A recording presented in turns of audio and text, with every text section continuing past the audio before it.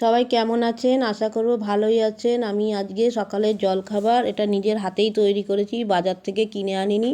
প্রথমে চাউমিনটাকে ভাপিয়ে নিয়েছি, নিয়ে জল ঝরিয়ে নিয়ে এবার কড়াইতে কাঁচা লঙ্কা কুচোনো দিলাম, তারপরে দিচ্ছি পেঁয়াজ কুচি।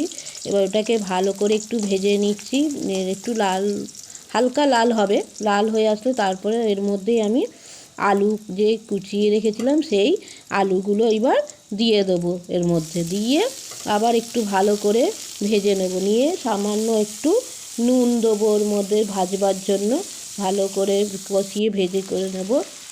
এবার যখন আমার ওটা ভাজা হয়ে আসবে তখন আমি কি করব, একটা ডিম নিয়ে সেই ডিমটা আমি ওর মধ্যে ফাটিয়ে দিয়ে দেবো। ডিম দিয়ে করব আমি আজকে, তার জন্য।